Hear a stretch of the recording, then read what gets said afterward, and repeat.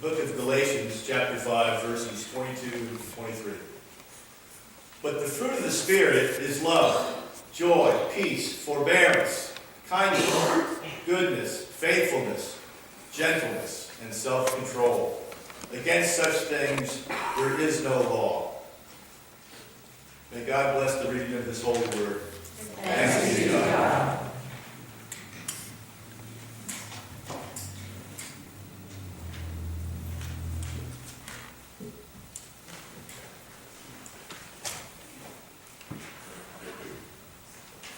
In 2010, 8 years ago now, the Greater New Jersey chapter of Methodist Federation for Social Action held a retreat in Ocean Grove entitled A Reconciling Retreat.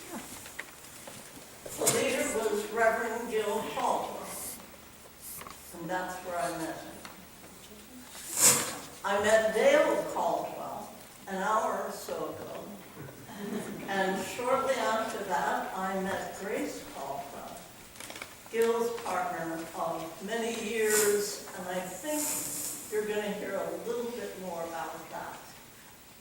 I'm not going to take up their time with introductions. You have their resumes in your bulletin. Both Gil and Dale have written books, but let me tell you 3 things about each of them. When Reverend Gilbert Caldwell was at the School of Theology at Boston University, he met another student there named Martin Luther King Jr. And his life, second thing, was intertwined. From then on, he ended up marching with King in the Selma to Montgomery March. He was also one of the founders of the United Methodists of Color for a Fully Inclusive Church. And I think is still on the National Board of PFLAG. Dr. Dale Gilbert Caldwell is the newly appointed director of the Rothman Institute of Innovation and Entrepreneurship at Farley Dickinson University. He's a certified lay minister and a member of the UMC of New Brunswick, and he has one daughter, Ashley. I present to you Gil and Dale Caldwell.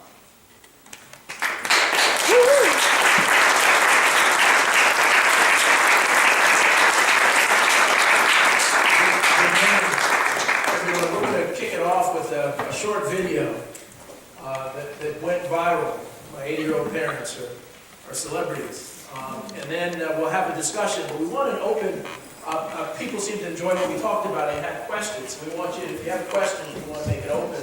And then my dad likes to end with a song. So we're going to tee up this first video, which is on CBS News. Yeah, cross your fingers. Yeah, it went very well in the morning service. We have a high-tech pastor, so she The Reverend Dr. Martin Luther King Jr. once said, "The time is always right to do what is right." Tonight, Steve Hartman is on the road with school kids. Take a moment. Take a moment.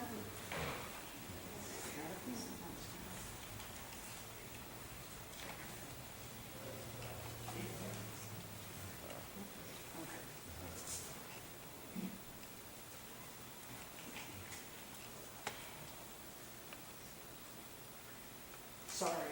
Okay, let's try this again. The Reverend Dr. Martin Luther King Jr. once said, "The time is always right to do what is right." Tonight, Steve Hartman is on the road with school kids who decided the time was right to right a wrong. At the Mount Airy Resort in the Poconos of Pennsylvania, Reverend Gilbert Caldwell and his wife Grace are arriving for their second honeymoon. We're here. They were greeted warmly, How are you? a sharp contrast to their first visit 60 years earlier. In 1957, they were married in North Carolina, then drove 8 hours only to be turned back for being black. How did they put it? Did they give you a reason? First, they pretended I didn't have a reservation, where I had actually brought a copy. And then, of course, they said, but if we said yes, our guests would be very unhappy. They had to stay at a black-owned hunting lodge instead. Men with these big guns. Is that what you were planning on for your honeymoon? Oh, we were planning on Prodded partly by that experience, Gil immersed himself in the civil rights movement, working side by side with Martin Luther King Jr. Today, he speaks about the movement, which is how he ended up at Bear Tavern Elementary in Titusville, New Jersey last year. He told the honeymoon story, as he'd done 100 times before. But for whatever reason, this group of fifth graders really took it to heart. At the end of the story, I was like, that's just terrible. It was really heartbreaking. Just because it's just so wrong. I feel like this is the worst thing that someone could do to someone. Even months after the Caldwells' visit, kids like Emily Eshelman are still this affected. You feel bad for them? That they had to go through that? A ton. A ton. Which is why each fifth grader wrote a letter to Mount Airy. One said, "The Caldwells made me think about not only standing up for myself, but standing up for others and fixing mistakes that were made in the world." In closing, the kids requested an all-expense-paid honeymoon redo, which they got. It makes me feel really good inside because we know that even though we're just kids, we made an impact on the world. It was really magnificent to know that kids cared that much. Oh, the rug feels so nice. I should mention that the original Mount Airy was torn down years ago. This is a new building with new owners who were just so impressed with the kids, they wanted to help make it right. Maybe was this worth waiting 60 years for? Obviously, this does not make up for decades of racial injustice, but it's a step and a sign that we can get there. Steve Hartman, on the road, in the Poconos.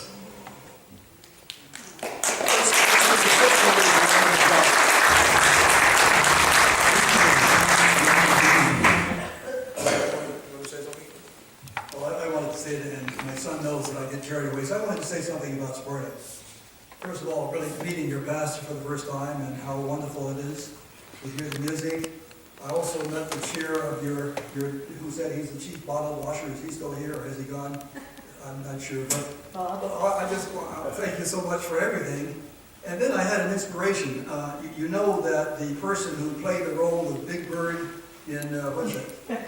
I just realized that you have in your church a successor. The person who led the children's message. Would she not be a wonderful successor of Big Bird? I wanted to say that.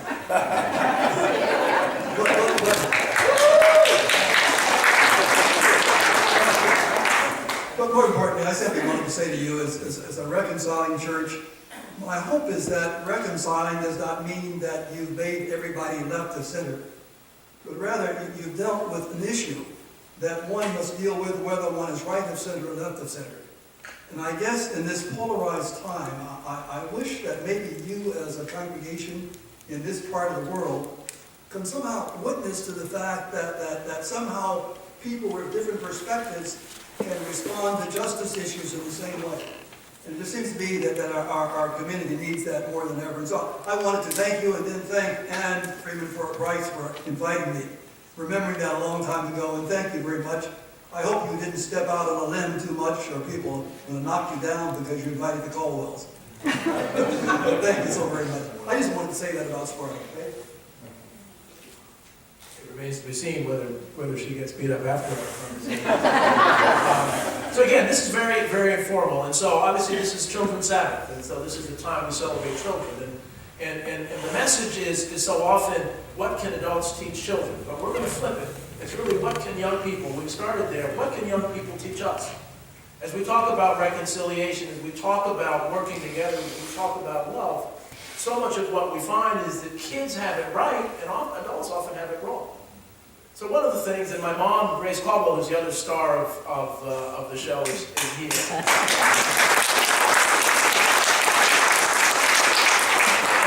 And my first question, Dad, is, you know, so often you'll talk about the water fountains and you know, the black and the white water fountains and other things. And for kids, that's so stupid it doesn't resonate. And so I have to push them sometimes. Because they say, well, that makes no sense. It's the same pipe going through the thing. You know.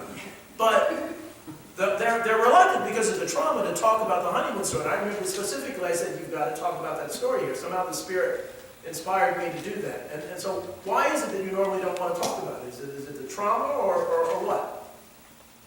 That's an important question. Really, you've raised it, and I've got to think about it as I've not thought about it before, really. You raised that in the first service. I guess in some ways, and I think it's important for us to realize that Grace and I, of course, are segregation survivors. Both of us born in North Carolina. I grew up in North Carolina and Texas. And so we've lived a long time with the inequalities, the inequities in our society. And I guess so many times, we've felt that we've tried to witness to our experience in a democracy, and it's fallen flat. There has not been the response. And that's why the response of the children is so significant. Here were these fifth graders, heard a story that a lot of adults have heard years and years, and they responded. It was not because they were Democrats or Republicans. It was not that they were left of center or right of center, but they said that that's unfair. And in a sense, I think maybe someone said that they said that what happened to us was a party pooper. and therefore that's unfair.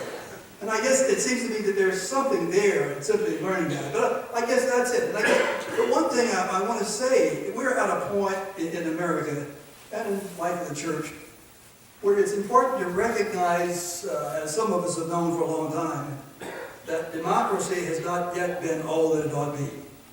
That some of what we're experiencing now is what Grace and I will be 85 next Sunday.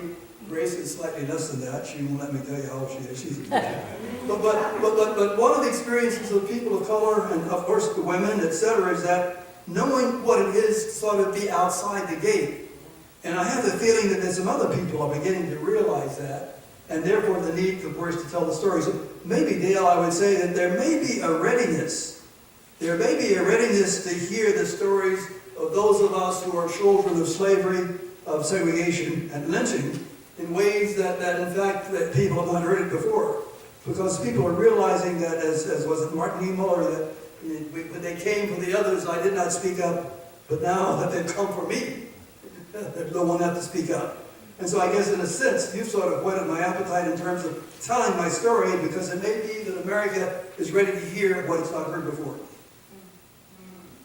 Well, you're absolutely right. And to add to that, as I've had two amazing parents, and so as we talk in this Children's Sabbath about that, and you really sacrificed so I could go to good and expensive schools, and in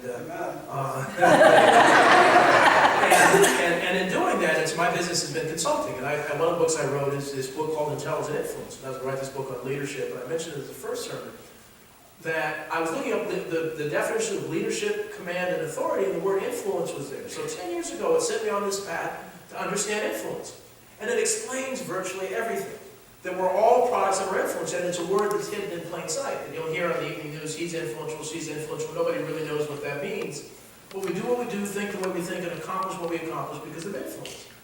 And I like using the example of accents. No child is born with an English accent, but they can be born in Brooklyn or London or Australia. They develop a certain type of English accent that stays with them the rest of their life.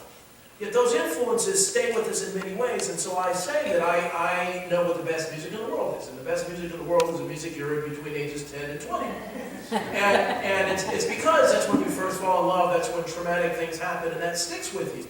So as we're looking at why this resonated with the young people, they haven't gotten to that age yet where they are biased by their music. And so often when we are trying to convince people, we say, "What? Are you stupid? Don't you understand this is the way to do things?" But that's their music. And so in order to, the good news is that everybody can change. You just have to have a level of influence that will help them change. And that's what the civil rights movement was about. Dr. King didn't send out a tweet and say, we're going to get together, or Facebook, or it was the influence of that. And so can you talk a little bit about the influence of the movement on adults, but also young people? Yeah, I think, of course, as you mentioned, that I guess it didn't appear in the film, but of course, you remember, of course, many of you have seen the scenes of that bloody Sunday in Selma. And of course, as you know my history, I was one of those who responded because I guess I got a Western Union, not a tweet from Martin King, to be one of those persons who went to Selma Tuesday after Bloody Sunday. It's still amazing how that could happen that quickly. How, because of Bloody Sunday, we got a call and therefore we showed up on that Tuesday. And I guess in a sense that response, and of course that became Turnaround Tuesday because we did not begin the march, but of course for other kinds of reasons. But I guess in a sense that there are some things in the civil rights movement that I think we need to reappropriate. I think, first of all, nonviolence. Nonviolence is important. Both verbal nonviolence as well as physical nonviolence.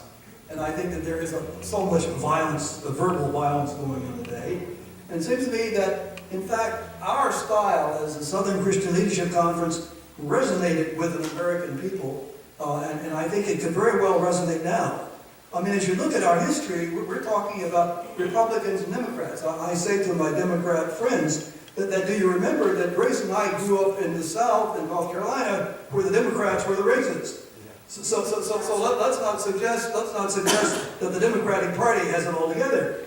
And so in a sense, I guess I'm thinking, as I said, I think earlier, this whole idea that just as an airplane needs to have a right or left wing to fly, but we've got to understand that in our society. And our tragedy is that we're not dealing with justice issues because they are injustice. Remember Martin King said, anywhere, but everywhere there is injustice. How does he phrase it? I'm forgetting now. Injustice anywhere, exactly, it's a threat to justice everywhere. We need to recognize that, not out of a liberal context or conservative context, not out of a Christian or Jewish context, or whatever, etc., but to simply recognize injustice and see out of my own faith, because it seems to me it's at that point that we're going to meet as a country. I talked about Martin King's last book, Where Do We Go From Here, Chaos or Community? And community is important, that if we can create community, then we can deal with the chaos of the moment. And I guess that's what I think I learned from the Southern Christian Leadership Conference. And frankly, as I said earlier, I'm hoping that a church like Sparta United Methodist Church up here in northern New Jersey, I don't have the feeling that everybody in this county agrees with you. Is that possible? but be that as it may, you can witness to this part of the world, you can witness to society that here in Sparta, there is a crazy church that is willing to call itself reconciling. That does not mean that it's all democratic. That does not mean that it's all leftist. But rather there is something about reconciling that is deeply rooted in the faith and clearly deeply rooted in democracy. And there is that great need for you to go public in ways that you've not gone public before. And I hope you will do that. Give yourselves a hand. And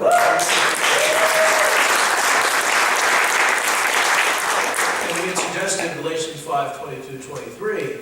I've written a couple of books because growing up in the church, and his father, my grandfather, were all Methodist ministers. I don't know what I did all that. Certified lay minister. But we talk about God and Jesus Christ, but especially for young people, we don't talk about the Holy Spirit, and the Holy Spirit's with us. And so in that Galatians 5:22-23, the fruit of the Spirit, love, joy, peace, long-suffering, gentleness, goodness, faith, meekness, and self-control, that is what we want to let our young people know, that is the influence and so it's not, as you say, the left or the right, that this church is driven by the Holy Spirit. And so as we look at other folks, as we talk about the folks, it's about the Holy Spirit. And then just the other thing I have to say, but please, if you have questions, please, that I've run some urban schools. I'm president of the Brunswick Board of Education. And one of the things when we talk about young people that we forget is that the influence, and I call it neuro-influence, is that many kids in poor communities exhibit, and I've seen this exhibit, almost PTSD symptoms, but they're not post. So I coined a term called urban traumatic stress disorder, and maybe there's rural traumatic stress disorder, that the amygdala of the brain changes, and young people can't focus and concentrate and sometimes want to harm themselves. But things, and I applaud the pastor, things like prayer, but unfortunately you can't do that, but mindfulness. And so I love the way you began with really mindfulness leading into prayer. I think every church should have that kind of thing. So even at home, to really get kids to spend time by themselves, because we are so attached to these things. And we don't spend time with ourselves, and we really need the prayer and mindfulness as we go forward. And so that's part of it. Are there any questions? Any questions that someone has? We'll keep going if we don't. Any questions? Controversial questions are encouraged too. Can I ask you? Yeah, please. Something that really bothers me about society in Montgomery. You're now, however many, 50, 60 years later, and the most segregated institution in our country is the church. What do we do? Great question. Well, it is a great question. In fact, Martin Luther King said that at first. But there is an interesting book that I would call to your attention. Jennifer Harvey has written a book, Dear White Christians Who Are Interested in Reconciliation.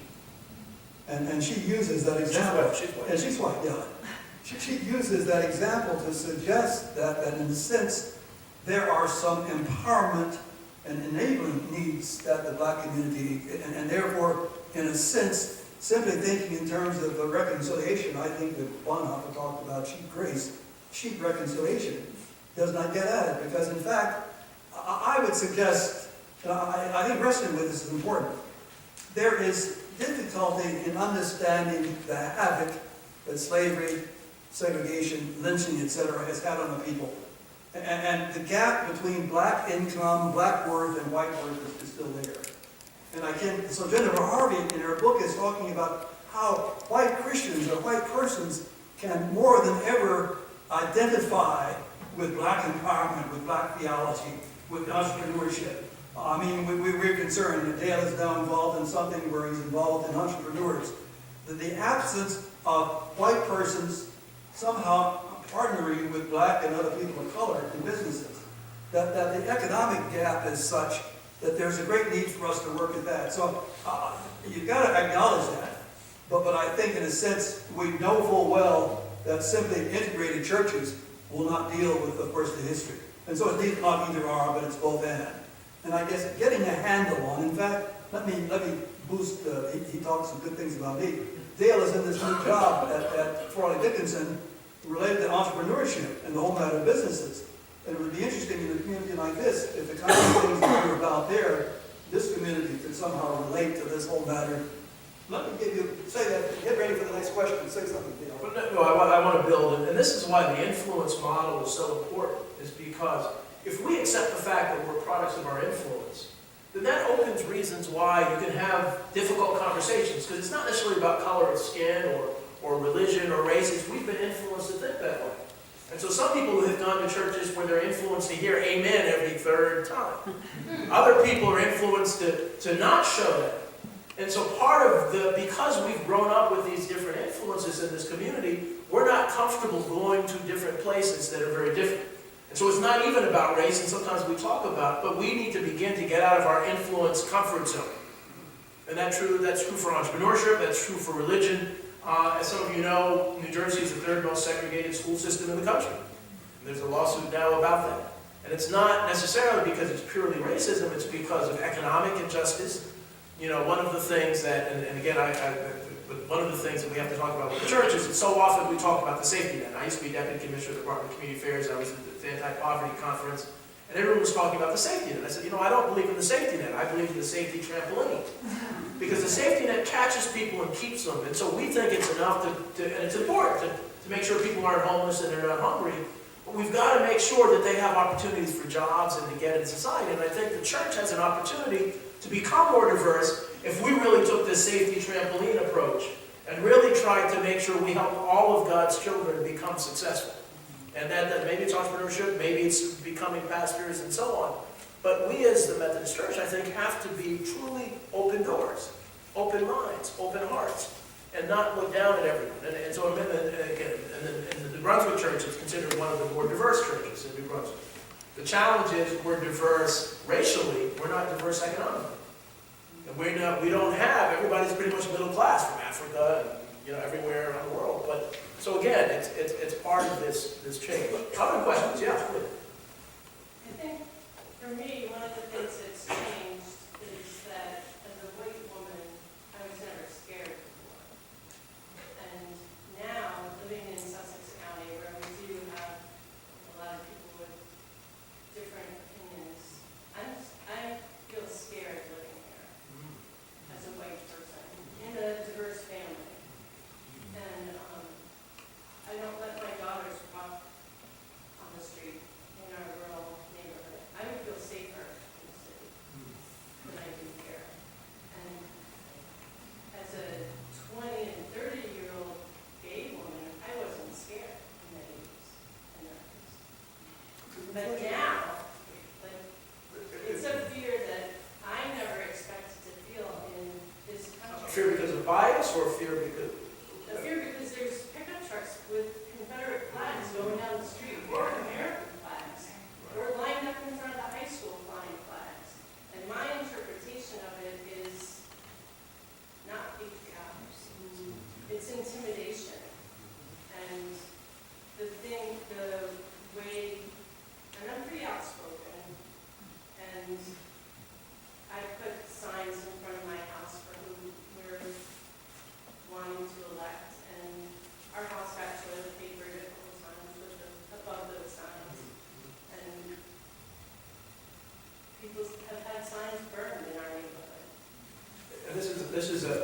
So having been in consulting for much of my career, looking at organizations, the good and the bad is every time there's progress, you've got to take a step back. And what's happening is, remember this influence analogy, remember this music. What happens is people grew up with certain music, and a certain group in this country was in total control. And that group is losing control. And it's scary. And those folks felt the same way. Now, one of the things as an African American, you go down south, people kind of let you know what they like you. They don't like, I prefer that. In New Jersey, so often they're your best friend and they have a knife in your back. I would rather that. And so it's not like things have changed. In fact, things have gotten better. It's almost like police brutality. It's actually gotten better. It's just now on screen. Anybody who's African American knows that it's been and so again, it's the influence. And so I try not to put the devil behind all this bad behavior. People are influenced that way, but we're making progress. And it may not feel that way, but we're making a whole lot of progress because a lot of people who are kind of sitting on their duffs, not doing anything, are now realizing that this is time that it's about God's children. It's about all of us. Let me just respond to that, because Dale has introduced me to something in terms of this whole influence thing, in terms, of course, of the shootings of black men. But you were suggesting, in fact, you've done some work with police departments, looking at what influences the white policeman to do what he did, what influenced the black person to do what he did. And say just a little bit about that in terms of, because that's a fairly graphic kind of picture in terms of really digging where we don't dig in terms of influences. And we need to ask the question in terms of what really is at the heart of persons who now frighten you. They frankly, are part of community, and how, in fact, do we get at that? Say a word about that.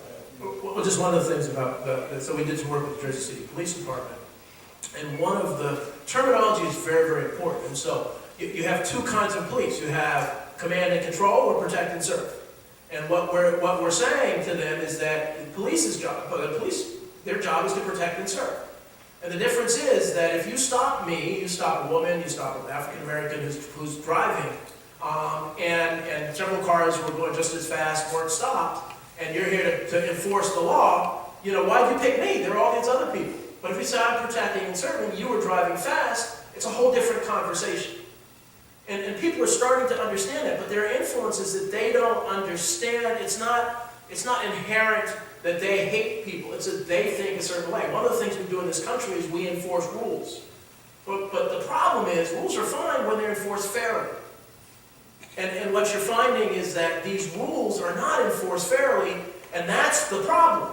And a lot of people think that, and again, my mom wanted us to make sure we talked about the separation on this Children's Sabbath, the separation of parents, of children, because they broke the rules.